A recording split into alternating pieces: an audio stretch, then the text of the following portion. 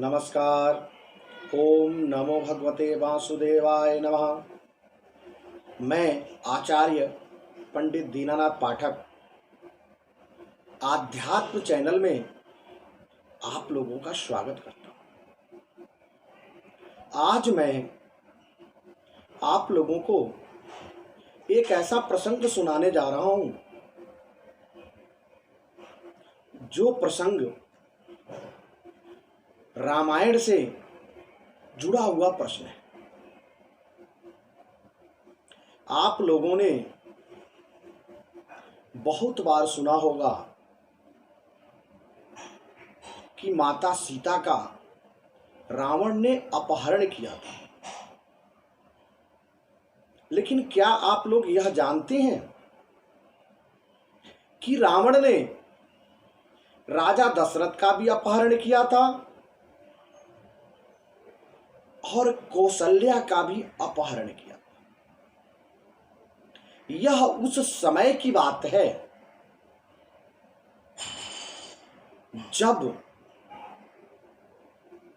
रावण एक समय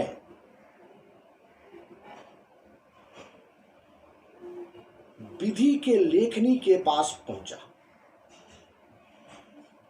और उसके पास जाकर के उसने पूछा कि हे लेखनी, तुम तो भाग्य लिखती हो, कर्म को लिखती हो, तो क्या तुम यह बता सकती हो कि मेरा मृत्यु कब आएगा और मेरा मृत्यु कब होगा? तब लेखनी ने कहा कि हे रावण, जब त्रेता युग का मध्यांतर प्रारंभ होगा उस समय कौशलपुर की जो कन्या होगी उसका नाम कौशल्या होगा और अवधपुरी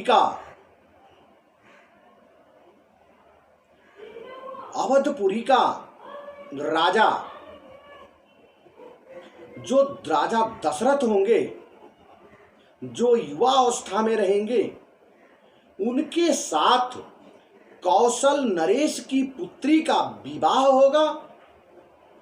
और जब इन दोनों का विवाह होगा और इनसे जो संतान की उत्पत्ति होगी, वही संतान तुम्हारे मृत्यु का कारक बनेगा। रावण ने बड़ा मन ही मन हंसा और बड़ा विचार करने लगा।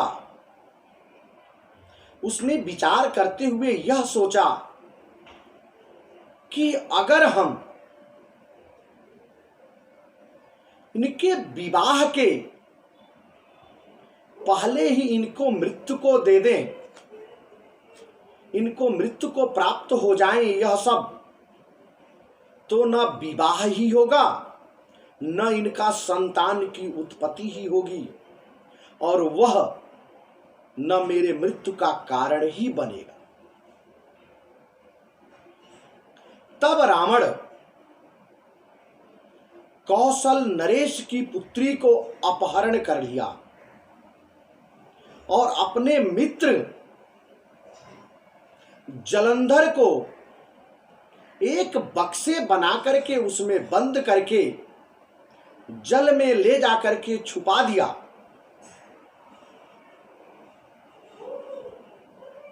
और जल में छुपा करके तब वह गया और राजा दशरथ का भी अपहरण कर लिया और अपहरण करके वह रावण आकाश मार्ग द्वारा जल में इनको फेंक दिया और उसने यह सोचा कि ऊपर से फेंक रहा हूं, नीचे गिर करके इनकी मृत्यु के ही प्राप्त होंगे और यह मृत्यु को प्राप्त कर जाए। और पुनः वह लेखनी के पास पहुंचा जो विधि को लिखती है और जाकर के पहुंच करके उसने पूछा कि यह लेखनी अब बताओ कि क्या मेरा मृत्यु सत्य है, मेरा मृत्यु हो जाएगा। लेखनी ने कहा कि जो एक बार लिख गया वह बदल नहीं सकता है, तो क्या उनका विवाह भी होगा। लेखनी ने कहा कि जो समय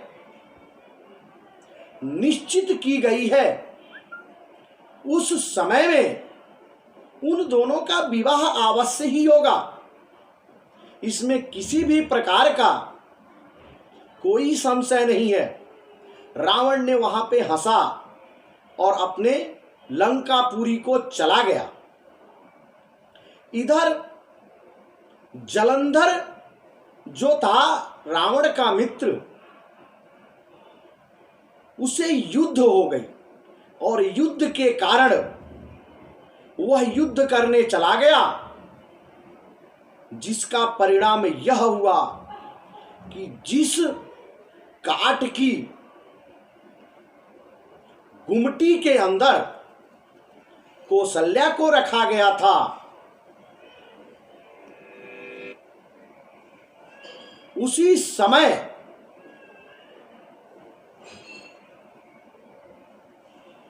वह बहते बहते बहते एक नदी के किनारे जाके लग पड़ा। उसी समय आकाश मार्ग से फेंकने के कारण राजा दशरथ उसी जल में गिरे, उसी नदी में, और वह भी बहते बहते बहते एक किनारे जाके लगे। उस समय जब राजा दशरथ को होश आया तो उन्होंने देखा कि एक बड़े सुंदर काष्ठ की गुमटी जो बहती हुई जा रही है।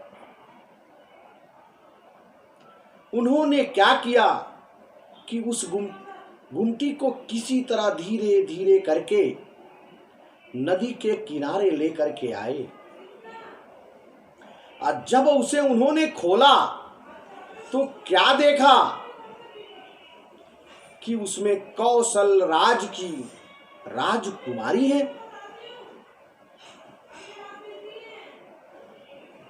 तब उसी समय उनका विवाह का जो मुहूर्त था, वह मुहूर्त का भी समय आ गया। उसी समय ब्रह्मा जी प्रकट हुए और उन्होंने उन दोनों का विवाह को संपन्न कराया। जब विवाह संपन्न हुआ और इन दोनों को गुमटी में डाल के बाहर से बंद कर दिया गया और जल में प्रवाह कर दिया गया, तब तक जलंधर उधर से आया और उसने देखा कि गुमटी यहाँ पे नहीं है। उसने देखा कि यह गुमटी जल में बहती हुई जा रही है। उसने उस गुमटी को पकड़ के ला करके अपने निवास स्थान में रखा।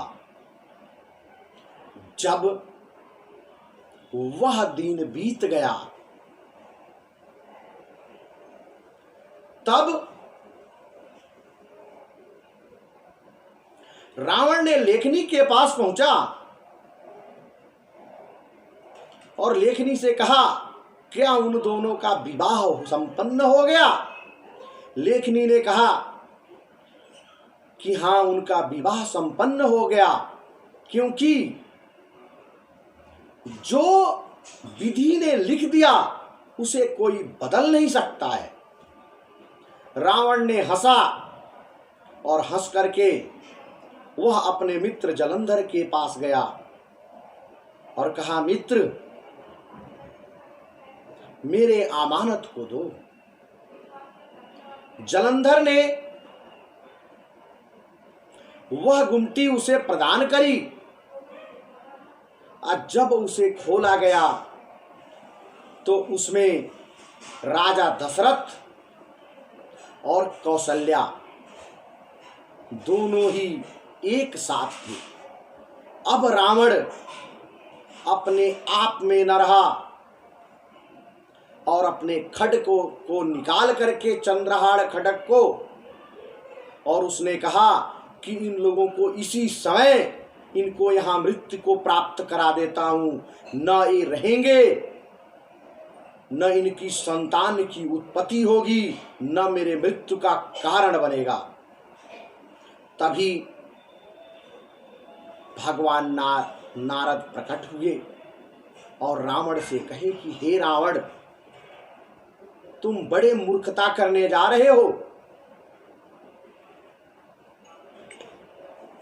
इनका कब संतान उत्पन्न होगा, कब बड़ा होगा और कब तुम्हारे मृत्यु का कारक बनेगा। लेकिन अगर तुम इसी क्षण इनके सर को धड़ से अलग कर देते हो तो इन दोनों के रक्त मिलने के से ही इनकी संतान की उत्पत्ति होगी। तो सर काटते ही इन दोनों का रक्त एक में मिलेगा और इनका संतान तुरंत उत्पन्न हो जाएगा और तुरंत ही तुम्हें मृत्यु को प्राप्त हो जाना पड़ेगा, हे रावण। तब रावण ने बड़े विनम्रता से इन दोनों को छोड़ दिया और अपने राज्य लंका के तरफ चला गया। तो जब मनुष्य के जीवन में जो विधि ने लिख दिया है उसे कोई बदल नहीं सकता। समय के चक्र के से न कोई बचा है न कोई बचेगा। एक दिन मृत्यु सबकी आनी ही है। धर्मः धर्मौ धर्मिता। जब मनुष्य अपने जीवन में पूर्ण धर्म का कार्य को करता है तो सफलता उसे अवश्य ही प्राप्त होती है। आध्यात्म ये कहता है कि मन स्थिर होना चाहिए, लोभ नहीं होना चाहिए,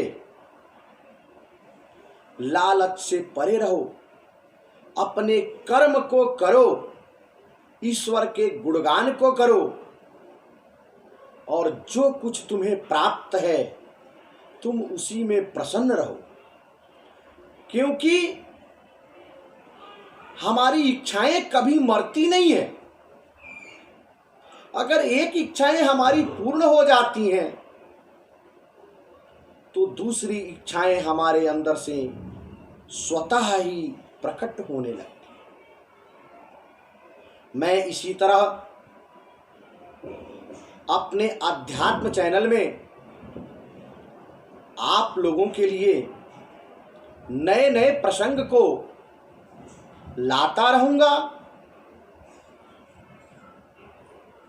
आप लोग इन प्रसंगों को सुन करके आनंद को प्राप्त करें और हमारे YouTube चैनल को सब्सक्राइब करें,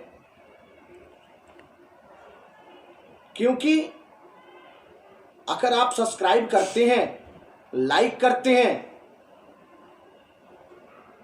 तो इससे हमें नए नए प्रसंग लाने के लिए